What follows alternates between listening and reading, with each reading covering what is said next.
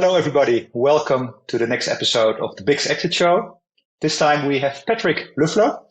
He is the CEO and founder of Givve, and which has been acquired by the Up Group, a cooperative from France.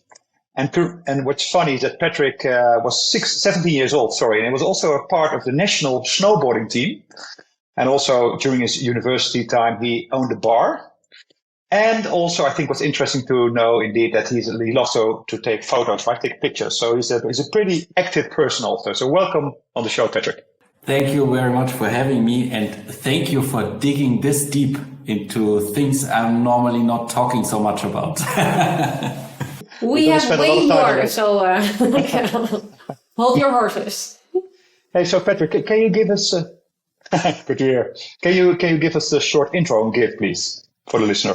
Yeah, Givve was founded 2010 already, and we started out as a B2C company. We sold vouchers, gift cards that were redeemable everywhere. And this was not so very successful. We can dive deeper into this as well later on. And then we pivoted to B2B, and now we are selling prepaid credit cards to businesses, and they give those cards to their employees for tax fringe benefits. It's tax fringe benefits for employees is very common in all the countries, but in Germany and in all the countries, it's always super specific. In Germany, you can top up these cards with 50 euros per employee per month, and then it's completely tax free. And this is very nice. That the elevator pitch is that you have with you today your keys, probably your phone and your wallet maybe, and in the wallet you then have a card from your employer, and this is, you can use it more or less anywhere you want, and this is highly rewarding and makes a good connection with the company.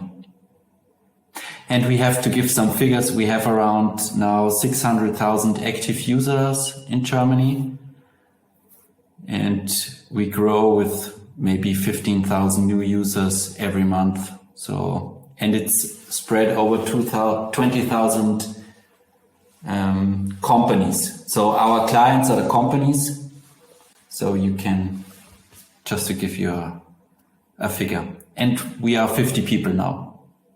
So a small company dealing with lots of clients and end users, which is only possible because it's digital. Oh, I'm stopping now, okay? Otherwise you don't have any questions.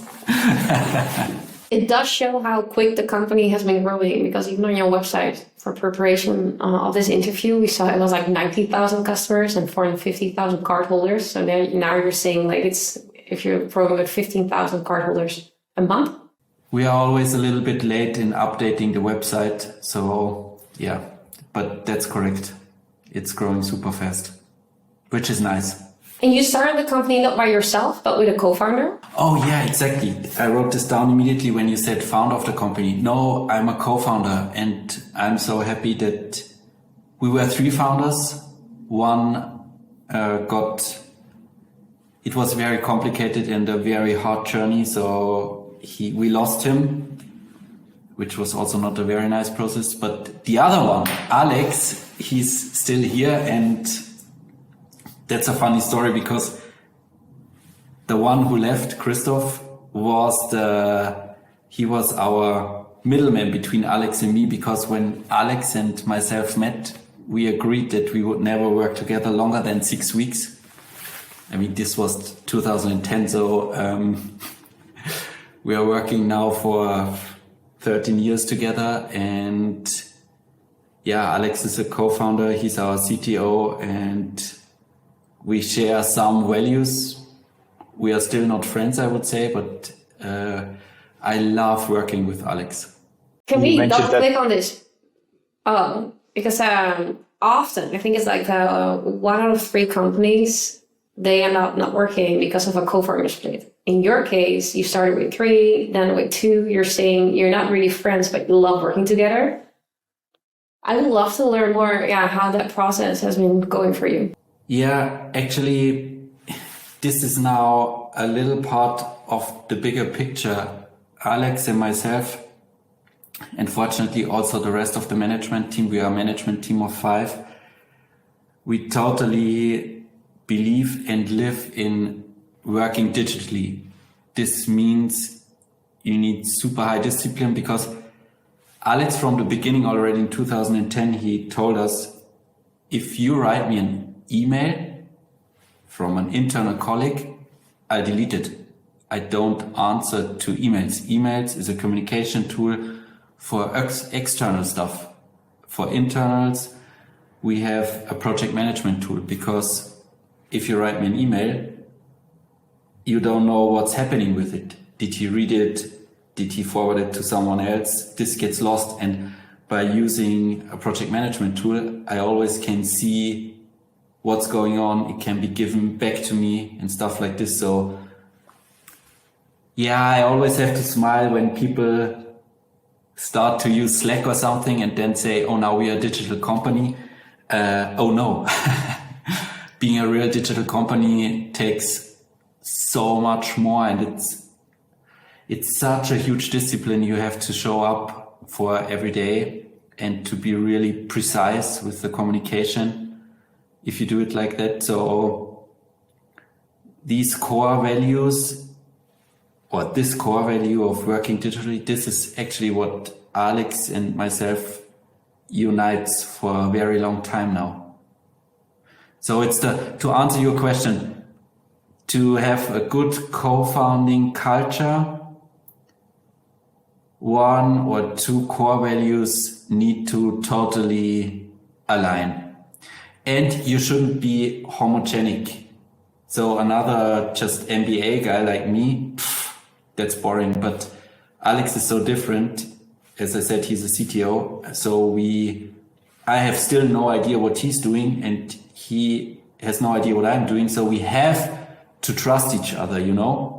But if I know, Anke, what you're doing, I have an idea, then I can start to fiddle around with it, and that's not good. So by being totally not homogenic, it's a lot more work. Oh, for sure. And it takes a lot more nerves, because you're discussing all the time. But in the end, it's so much more successful. Oh, that was again a very long answer. I'm sorry. No, but I think both Anke and I realize also as investors, right, that we like to invest in teams which are diverse, right? So also, let's say, from the background, because that brings really successful companies forward. Even though you decided, you mentioned also that Christoph left your company, right? It was a painful process. Can you share a little bit of the learnings? Because we see that a lot in companies that I recently calculated within our own peak portfolio, 6 years after our investment, roughly 40% of the founding team changes, right? So we see it also. What kind of learnings, Patrick, can you share on that end for founders who are now, let's say, in that phase of maybe changing the founding team? Can you repeat this? 40% after 6 years? Yeah. After 6 years, the founding team changed, which means a new founder can be added, but most of the time, one of the founders left. Yeah. Okay. For Christoph, it was just, we were bankrupt 2 or 3 times in our history. And this was just super tough, you know. Personally, I didn't get any cash out of the cash machine anymore. And it's so unfair, because often when you are a founder, you're not super young. Sometimes they are super young, but I was in my 30s. So it's exactly when you start maybe also family and start having kids. And when you then, I had a corporate career before it. Now I'm earning again what I've earned 15 years ago. So this is kind of a long journey, and it's not for everybody. And I think this is the learning, that sometimes it's just, it's not for everybody. And it takes some years to find out that you're a better employee than really a founder. How do you, Patrick, if I may double click on this? I'm 45. No, sorry, that was unfortunately not the question, but how did you, because at a certain point you run into the problem, right, that you see that the founder, let's say, relationship is not as strong anymore, and that the changes are being done? How do you deal with that, especially if you have your co-founder, and you mentioned, right, you had a few bankruptcies probably also, so some tight cash position on that end. How do you decide on that? How do you move forward then? He decided to leave, so that was easy on that front. But then, because we were working so closely together, we didn't do it very well, because the moment he said he wants to leave, Alex and myself should have started to protect the company and should have been super clear. Clear is kind. I forgot who said it, but clear is kind it's such an important message. And we just said, oh, you're leaving. Okay, let's see. And this was also it was in a time where we raised another financing round. And this was nearly killing our financing round, because a leaving founder was a liability.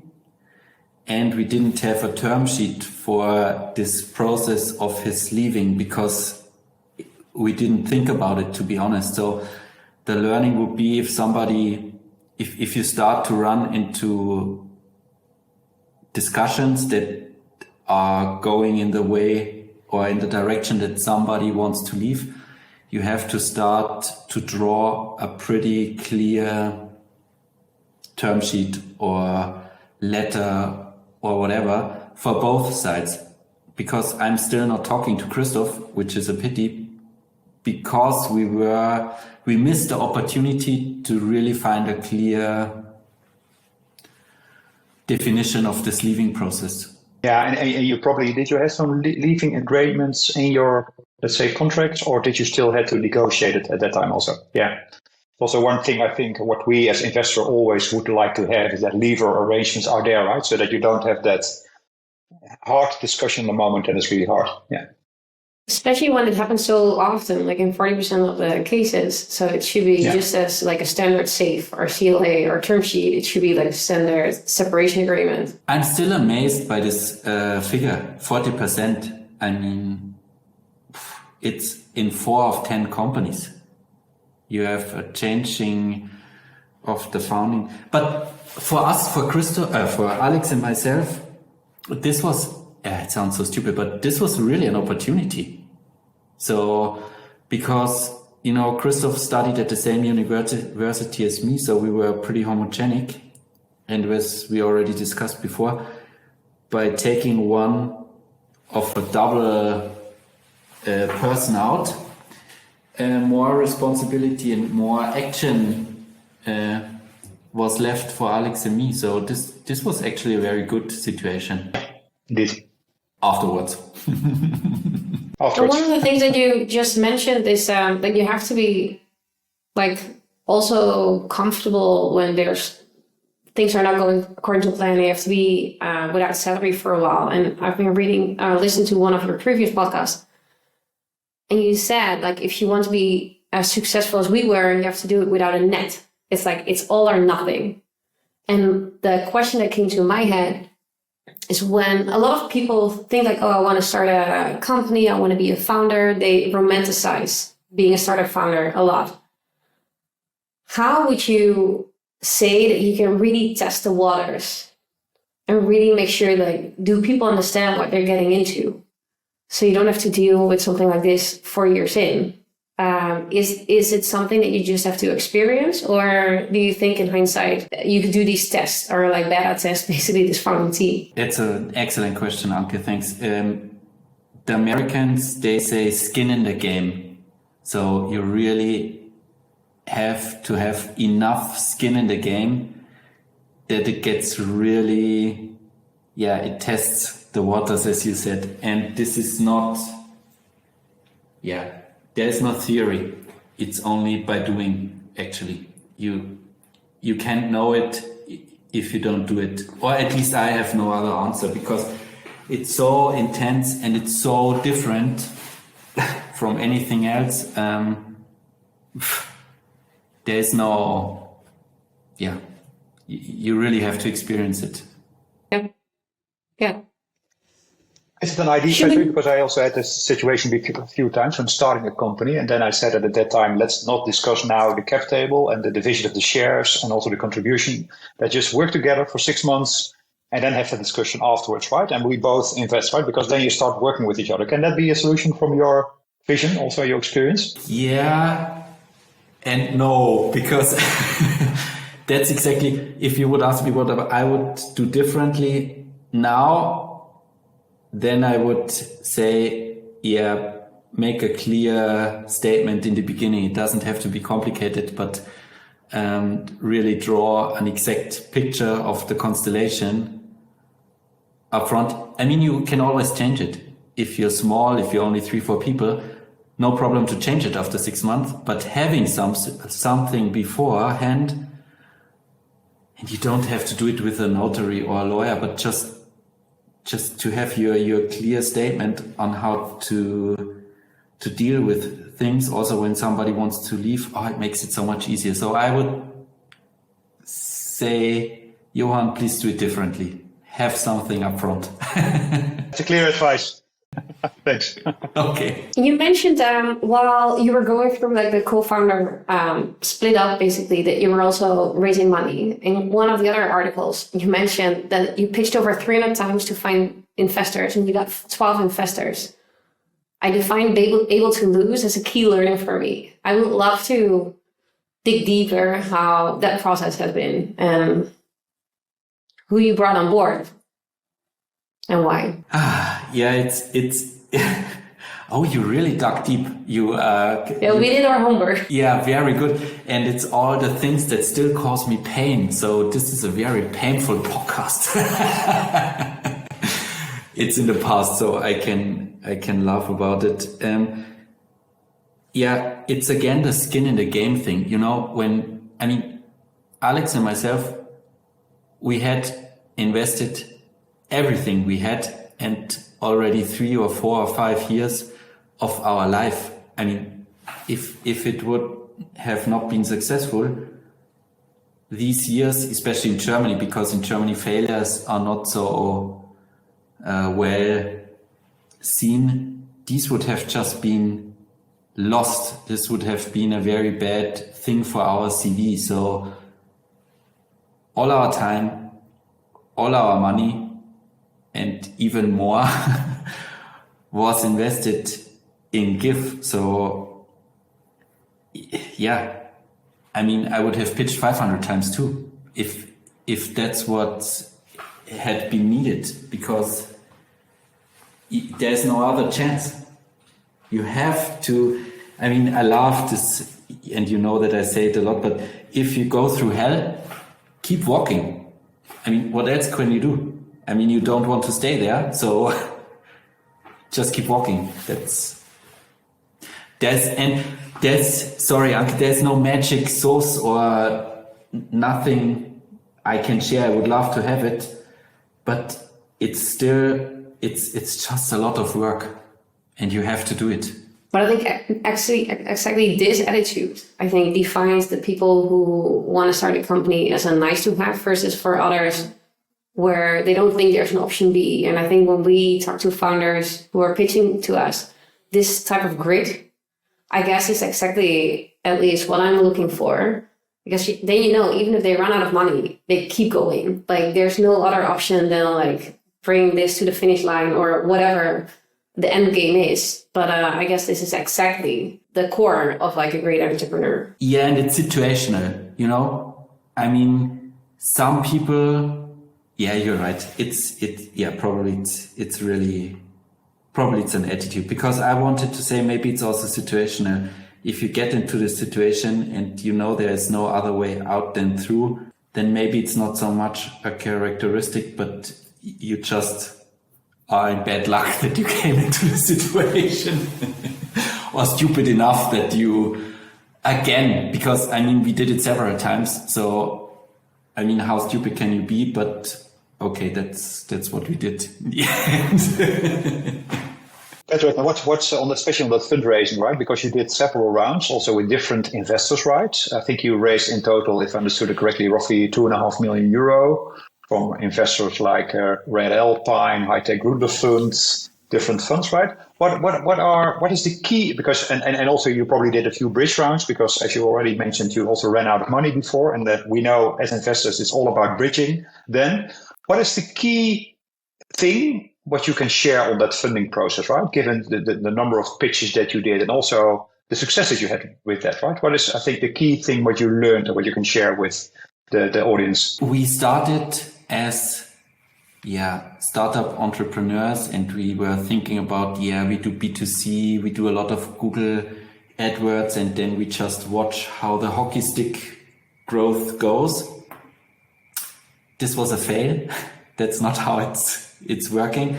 So we really had to find the objective of turning the company around and not being only a money burning growth machine, but everything changed when we really tried to go in the direction of break even, of earning our own money. This really gave us laser sharp focus, and this was the turning point, because then we really started we introduced at that time, how was it called? It was one of those dashboard tools. Every of our employees could see in real time every day how our sales is going and how far or how close we are to really being to this break-even point. And this changed also the fundraising. It was so much easier when we really could show this traction and that it's going into the money earning phase. So, I mean, it's a high-tech company, so you have to invest a lot in tech, and this doesn't pay out immediately. So you have to take your time, but at one day you really need to get your things together and envision a break even. And what did you do to get there, right? Because going to break even can mean either you increase the revenue or you lower the cost, right? Or you pivot the business, right? That's roughly what we see with companies trying to get to break even, especially these days, right?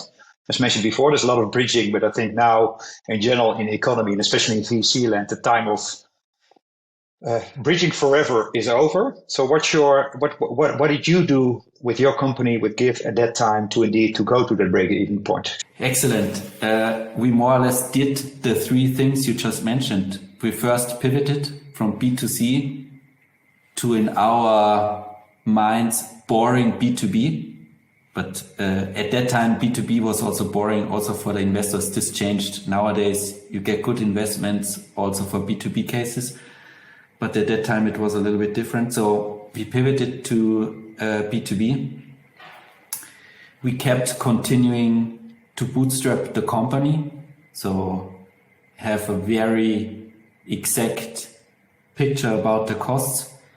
And then we really started to increase the revenues. It sounds so easy, but it's exactly those three things. And I think you have to have all three. It's not a choice.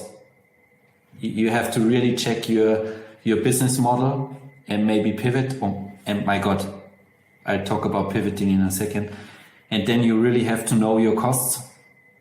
And the other thing is you need to sell your product. And don't be afraid of prices. I have a very good story. I mean, we started to sell the cards in the B2B space for €7.99. That's what we just thought is a good price. And then we found out, hey, with this pricing, we never can come to break even because we want to incentivize our sales team and stuff like that. And I just thought, this pricing needs to go in the direction of €20. And from one day to the next, and we already had customers, we already had some leads, and from one day to the next, we changed from this €8 to €18.50. What do you think happened? Nothing. Yeah, exactly. We just sold for €18.50. Why did you pick 18 and not 28 or 50 or 15? Like, how did you end up with that number? I'm not the CFO. That was also a mistake. In the next life, I would have a very good CFO much earlier. And I did the calculation on paper, and I said, "Oh yeah, I think that's with this pricing we can build a strong company and be also, a good company for our customers." Yeah, Patrick, you mentioned that you pivoted your business away from B2C to B2B. We've learned, Anke and I both have invested that pivoting a company is really hard, right? You really have to shift your company. Can you elaborate a little bit how you made a decision from shifting away to the B2B side? What was the signal from the market? So not the external reasons like the funding, etc., but what were the signals from the market which made you realize that you had to change your company to the B2B? Yeah, it was twofold. The signals of the market were very clear. At that time, we were in the B2C market and we were competing with gift cards from H&M or Apple or Amazon, and their marketing budget is tremendously bigger than ours. So this was impossible to position ourselves there. And for B2C, you need a strong performant online marketing. And so, we found out that from the marketing side, our product would not be competitive enough. And at the same time, we had a client, funnily enough, who asked us, he wanted to have not one card because we were in the B2C business. He wanted to have 40 cards for his employees, and they should be reloadable if we can do that, because he wants to load some money that afterwards is tax-free on those cards. And we were like, what? What are you doing? And actually, that's how we found out that this is possible. And then we looked into this and we saw that the competition at that time was very old school and paper-based. So the idea of disrupting kind of an old school market sounded very intriguing. And we thought, then let's pivot to B2B. And I have to laugh because this again was very naive, because pivoting a company is, that's crazy. We lost nearly all employees because, it's just very different. And we had no idea how different it's going to be. So more or less, we built the company from ground up, completely new, more or less, which, afterwards. When you say you lost nearly half of all of the employees, did they quit because they wanted to be like a marketeer for consumer, or did you have to say we need a different type of skill set, so we're gonna let people go? Both. And at that time we were only 10 people, so okay. It's not a huge thing, and it was all in good ways. It was an evolution which we totally underestimated. So don't underestimate the pivot. That's what I think I want to say at that point. And during that time when you went through that process, did you call up your peers who then went through this previously, or did your investors help you? Or what were the key things that helped you, although it was still super difficult, but do it in a successful way? You are investors, so I try to be polite. Honest. No, we can handle it. No, this podcast should be honest. And so bring it on. Yeah. And we're Dutch, right? So we can handle directness. So we can learn. Most of the investors weren't helpful at all. And how can I say this? Yeah. There were some investors that were really trying to help, and it was very painful for them and for us. because when you are in this situation, it's help from the outside sounds good, but is not always really helping. But in the end, we had a small group of investors, and the other investors also voted for this group, like a small Beirat, in German you would call it. And this in the end was, it was very painful, but I think in the end this was helpful. We had a Friday call together. And yeah, I think in the end this was helpful, I have to say. But what was it, Patrick? If I may ask, and double click on this, what would you like to have from investors? Because you mentioned they were not really helpful, and you pulled them, I think, also to improve communication, probably also, and to have the right people around the table, and not every investor. But how could these investors, and also how could in general investors help a founder in that position? At that time, these investors have all been more or less corporates.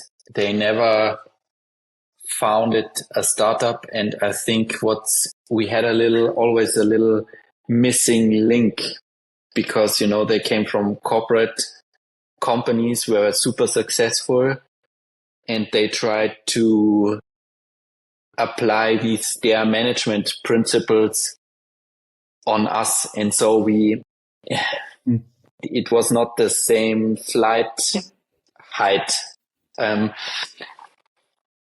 So what would I want? Unique people that have really experienced the same super hard things and learned their lessons. And then I think those people could be of much better help. It pains me to say that they weren't helpful, because they took a lot of their time and invested that into us. So it would be wrong to say this was not a good exercise for everybody. And maybe it also showed us a little bit their thinking. So, but in the end, somebody who really lived through the same things could be a much better help. And this is maybe also a good takeaway for the founders listening to it. Like when you decide to raise external capital, to be pretty mindful of who you want to be on your journey, because everybody knows it's never going to be this like linear line. And I guess having a good mixture of people who've been through the pain or like going through health, like I think how you mentioned yourself, might then have like better understanding or better common ground when shit hits the fan, which always happens. Yeah. But on the other hand, sometimes like you don't have that luxury position to choose. And in your case, I think when you've been through a few pivots and you've been in a few cases where you had to do the bridge round, it also has like two sides of the coin, right? Yeah, I mean, beggars can't be choosers. And if you're as you said, if you're in such a position, you can't really, it's more of a begging, which is not a nice situation. But anyway. Yeah. Yeah. Switching, I guess, to like the growth phase, like, and maybe related to what you mentioned earlier, when you have that dashboard, so people could see, your employees could see you're getting to like break even point. Yep. To your point, like that was really like the tipping point. I guess my question is twofold. One is like, how much information did you share with the rest of your team? Because it seems to be you had a pretty transparent communication line. On the other hand, how did you manage that growth? Because now you have 50 people. Yeah. Curious to learn about that journey. Anke, this is still a question I really work around every day now, because it's such a delicate balance. Because we have been super transparent with everything. And we got the feedback as a management team that this sometimes creates insecurity. Things that don't work so well. Some people, they feel better if they don't know so much. So this is really, you have to find a good balance between being super honest, being super transparent, but also protecting your people and keeping some things also away. So this is really a skill you have to develop and to get some experience in. I think now we are quite good in it, and to share the key KPIs, the key figures. I think that makes always total sense. And I always speak about the figures because, you can be super visionary. That's nice. But in the end, what's tangible, it's just figures. You can say, hey, this year we want to load 140 millions on cards. This sounds so tangible. And then you can check on a monthly basis, hey, are we going in this direction or not?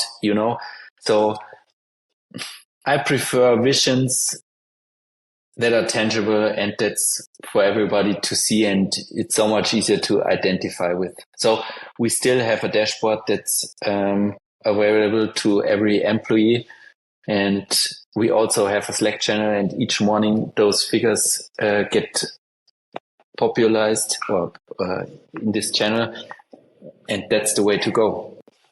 And then do you have maybe like weekly all hands where people can ask me anything, or how do you work on that?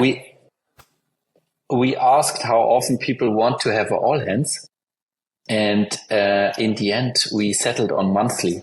So people are not, at least in our company, they want to do their work, and being left alone, that sounds not so nice, but you know what I mean.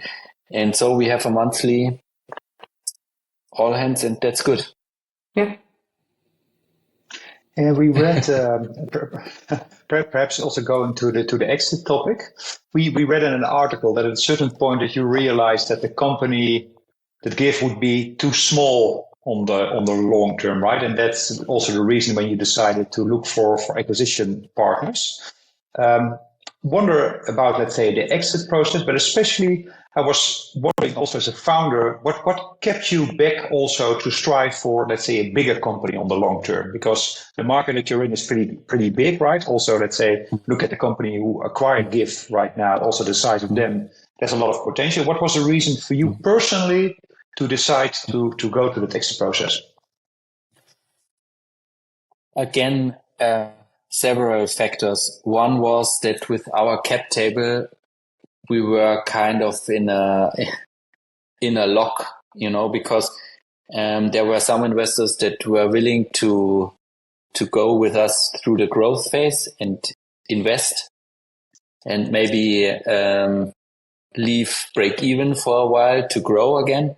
And then the other half was so happy that we were break even and was not willing to go into a risky phase again. So it was a question of the cap table. In the beginning, our idea was to find one new lead investor that would maybe cash out those who weren't willing to go into a risk phase again. And we did an open bidding process. And then the offers were so good that also the pro risk investors also took the chance to cash out.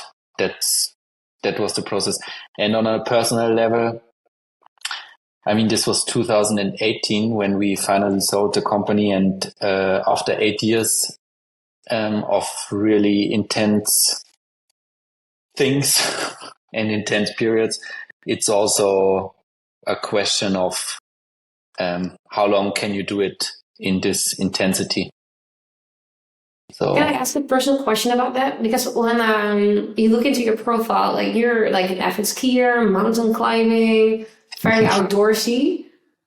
And then, but also listen to you, you're like deep in, heads down, always building, grinding. Like, how did you combine these two while building a company? Because for 8 years, that's a long time. So curious how you balance keeping yourself sane as well.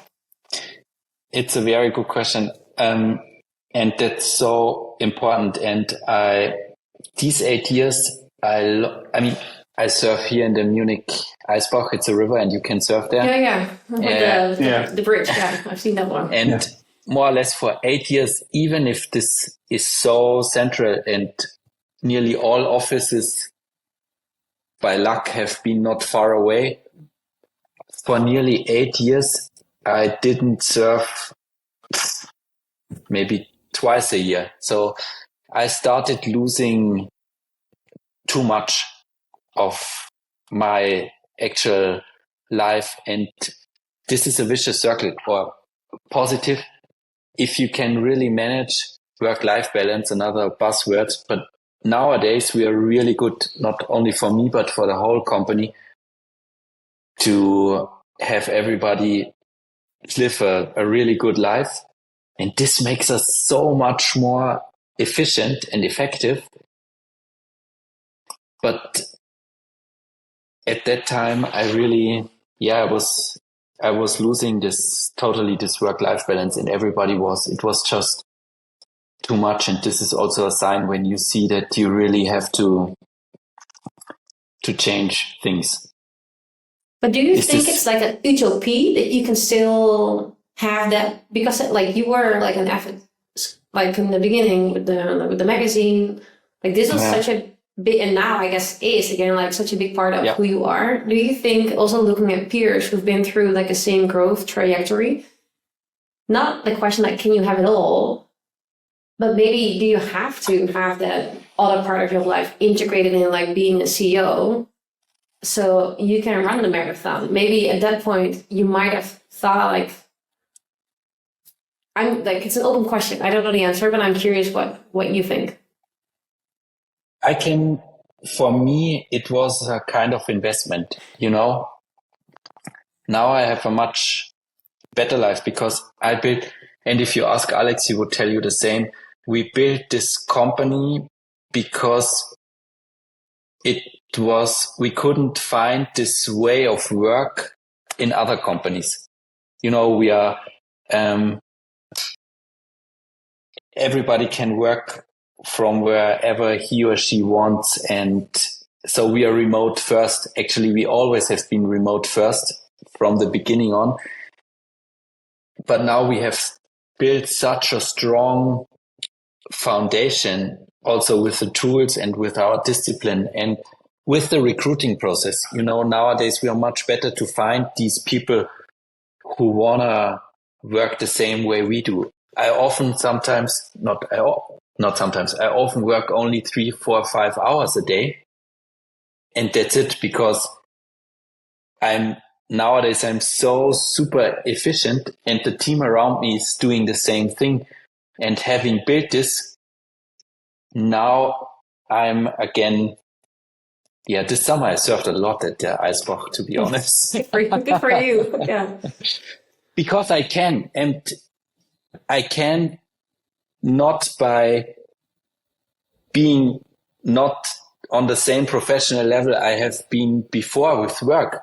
I would say I'm more efficient today, but this was an investment. So and nowadays tools and the culture, it's easier to build kind of such a company today than it was in 2010. But I guess it always takes a phase where you really have to give it all. Yeah. And maybe Johan, for you, because you've been around, like you've seen the peak has also been around for a long time. Do you see a change in, I don't know, like that it's now maybe a little bit more balanced or a little bit more accepted? It's also like leading by example. I'm curious if you see a difference throughout the years. Yeah, absolutely. I also listen to podcasts and I see more and more of the newer companies that are really thinking in this direction and that are really, really good in managing their people this way.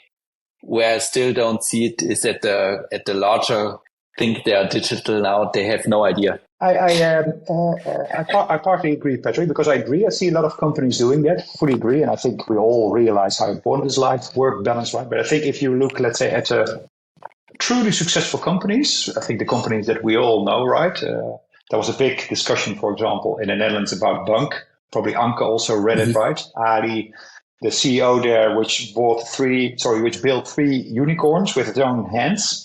Now working on the 3rd, is very rigid about managing his team and fully demanding everything, etc. And I think Tesla, Elon Musk is also known for that. So I think I see also other examples. So I see a mix, but indeed it's shifting.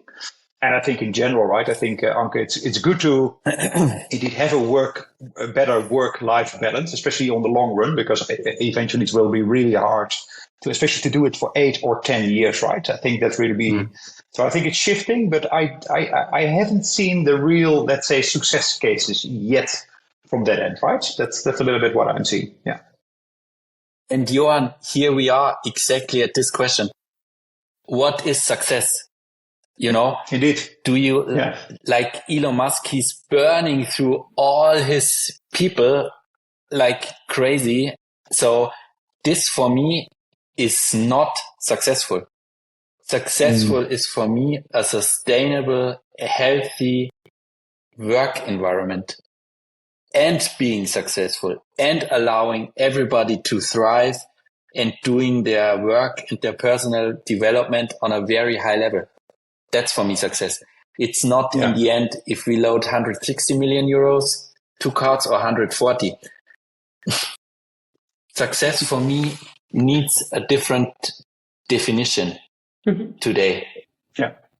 Yeah, I think it's also related to, by the way, I fully agree with you, but it's also related to the Up Group, right, who bought your company. Can we go to that, also to that process, right? Because at a certain point, you, as you mentioned already, right, you realized that the company would be too small in the long run. So you decided to start for an acquisition. And also, as you just mentioned, right, because of the cap table. How did you start with that process? So did you approach buyers yourself? Did you get help? Were your shareholders, and investors were involved? How did you manage especially that process? There we were lucky because we had the experience of another funding round before, where we already worked with a finance boutique, a small one, and this didn't go super well. So, but at that time we were in a super growth phase. So we already were working a lot and very intense, and we knew that we need outside help. And then our CFO at that time, we had a very good one, coming, by the way, from one of the investors. So thank you. That was actually a really good help. And with this CFO, we did a super intense search, and we invested a lot of time in pitching, letting finance consultants pitch for us. And we took a long time, and we found a really good one that was fitting to us and with whom we wanted to work. So the key learning here is probably you need external help, because during this process, you need to grow the company, because only you can't go flat during this acquisition process. You need to grow, and this takes a lot of focus. But on the other hand, selling a company is, again, another full-time job. So you have to, outside help is good, but invest, please, in finding the right one. It needs to fit to your standards, whatever they are. So this was a good investment this time. I said it now 3 times over and over, but no, that's clear. And what was exactly the role that they took, and what you took, and what your shareholders / investors took, right? And especially in that exit process, because you mentioned already it was key to keep on growing the business. So I can assume something, but yeah. They were extremely helpful in creating a good pitch.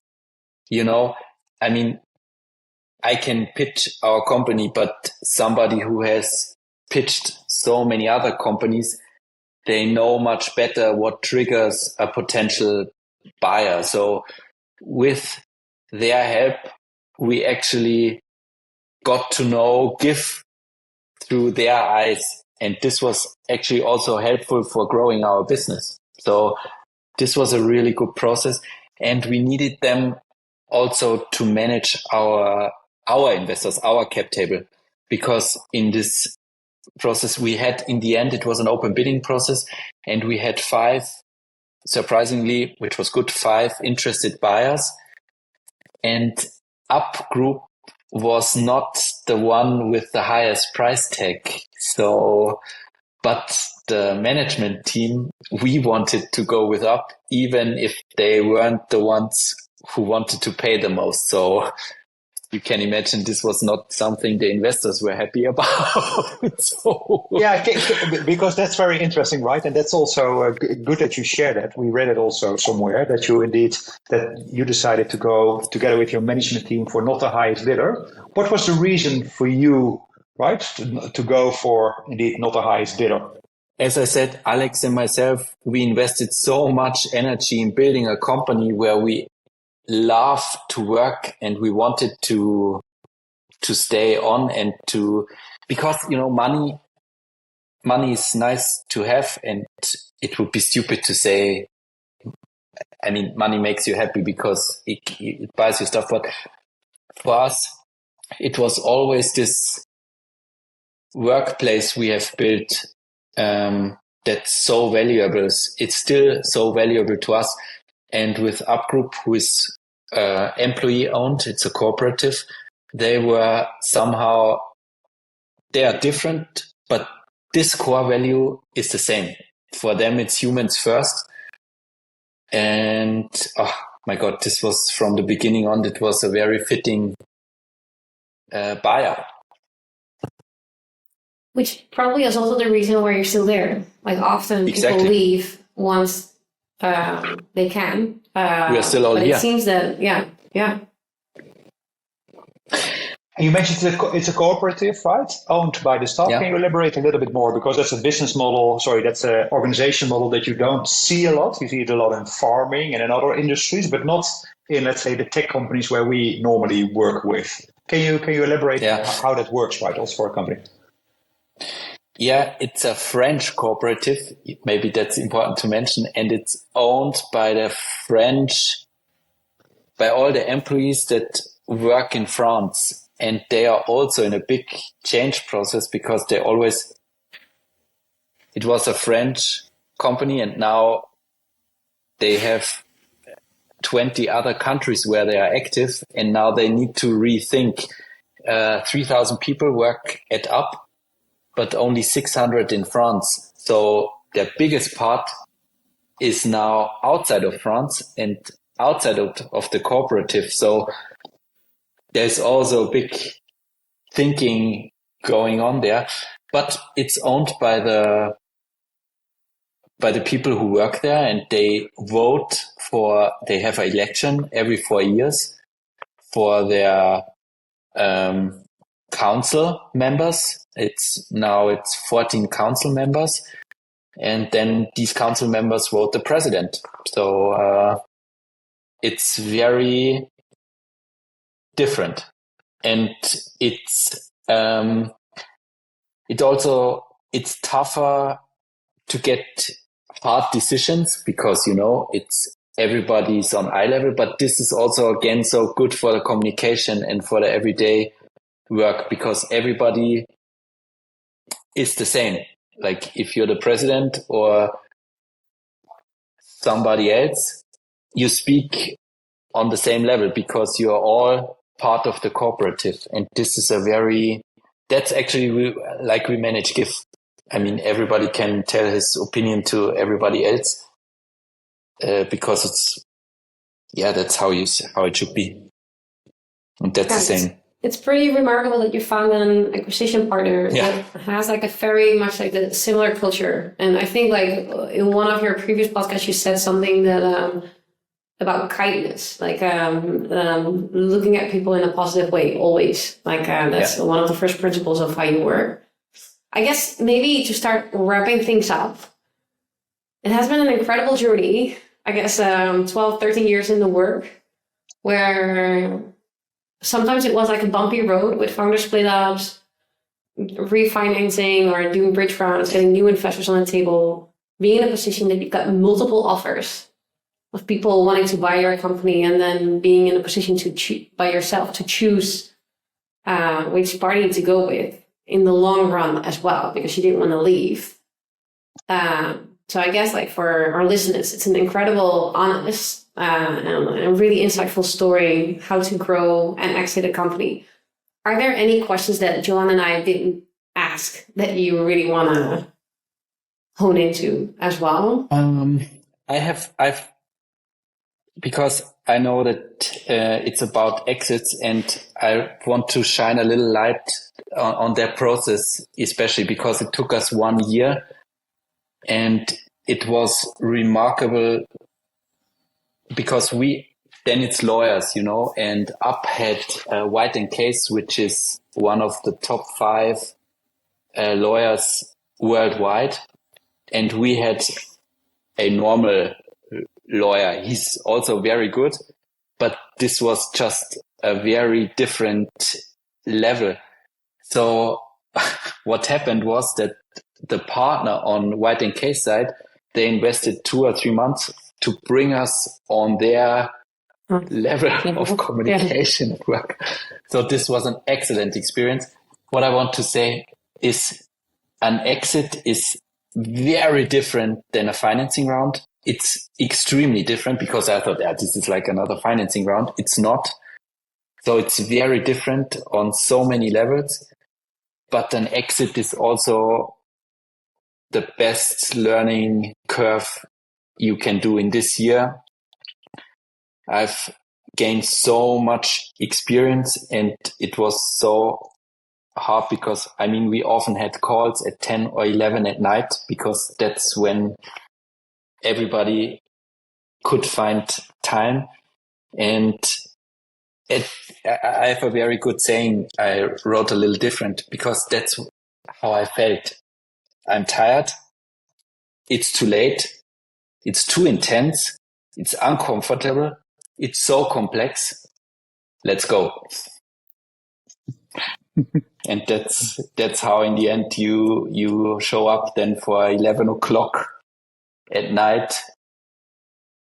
Sales call. Wow. And that's for a period of a year, right? Indeed. That's what you mentioned, a year, an acquisition process of a year, which is not what I expected. Thanks to our wives and families, nobody got divorced, which is kind of a miracle. So yeah. It's a lot if you also blow up the deal, right? Thanks.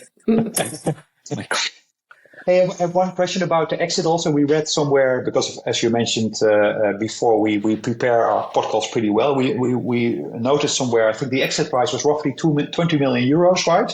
Where Up Group bought it for. How did you decide on that price, right? Because you had a lot of shareholders also in your cap table. It's always, everybody has his own perspective about the value of the company. You're running it, but early shareholders and especially later shareholders might have a different perspective. How did you decide upon, let's say, the price to agree on? Because you could also, in your case, say no and continue to grow the company, right? So how did you decide on that point? Yeah, that's the reason why we decided at the beginning to have an open bidding process, which was a risk because it could have also been that the bids were very low or no bids coming in. So it was indicative by the market. All the bids more or less were then in the same region. And that's how, and that was also good for the investors because they saw, hey, more or less all the prices are 2 or 3 or 4 millions plus minus, then this cannot be so wrong. Yeah. That was a very lucky situation. Yeah, that's the benefit of also having multiple bidders. Yeah. Otherwise, it's so super hard, for a tech startup to really find a good value. It's because what do you base it on? So, having an indicative process is really an elegant way of solving this, I think. Yeah. And a last question on my end, because also as a founder myself, having a few companies before, I like to give myself something, right? Especially after building a company and selling it, right? I think it's always good to give yourself a gift. You have a very impressive career, right? From being a snowboard teacher, having a bar, and etc. What did you give yourself as a founder after the process, right? What was the gift that you bought for yourself or for your family or somebody else? Yeah, it's okay. I bought a Tesla. This is the one thing I always wanted to have. Oh, it's a German and Tesla. That's interesting. That's for another podcast. But in the end, and this sounds now super pathetic, but I really mean it. In the end, the biggest thing for us is, again, that we could develop, and we still develop, this workplace that we have now, that I'm able to go. I mean, in these 8 years, the maximum length of my holiday was 1 week. And often it only was 1 week per year. So being able now to travel again with my family for 3 weeks and knowing that this is not on the cost of the company, that it's not growing in this time, but on the contrary, that everybody at Givve can take holidays and comes back recharged. And in the meantime, also great things happened. I mean, that's the best. And that's the best. I would give back my Tesla and everything else for having just this. Seriously, this is so good. Yeah. You're really a very positive person. Like, I think that the things that you've mentioned before, how you want to build your company, is, I think, how you are as a person, which is so ingrained, I guess, in the company culture that you set for yourself. So thank you. Thanks. I guess this is it. Incredible to learn about the journey, and thank you for being so open. I guess many good nuggets, no matter where founders are in their journey, and even some advice for us as investors to not I think that that's always good to hear. So thank you for your honesty. Yeah, and I agree with you. Thank you. Yeah, that was a good. Patrick. You were well prepared. That's big fun, actually. Good. See you next time on the wave in Munich. Oh yeah, that sounds really good. Yeah. Okay. Ciao. Ciao. And let's hope, as a final thing for Kisha also, let's hope indeed that the first part of the recording, right, is done properly, because otherwise we have to record the first part again. But Kisha, I'm happy to. Yeah, no, and also we are too. So I assume no news yet, Kisha, on that end? Given the time zone of the US. She hasn't heard anything yet. So yeah, but we have to. Yeah, if we have to redo. Yeah. Kisha wrote in the. I haven't heard anything yet, but contacted them. Oh yeah. And let us know when you publish it, because then we push it also a little bit. Yeah. Do you already have a planning? Kisha will. Yeah, Kisha has a plan. She has a schedule, so she's the one who will get back to you. She does it well prepared. She gives us some quotes, and even a little part of the transcript as well as the video. Cool. So it's easy to then share on your socials. Cool. Yeah, cool. Yeah. And thanks. I enjoyed it a lot. Yeah. Yeah. Nice. Thanks. Totally agree. Same here. Goodbye. Bye. Bye.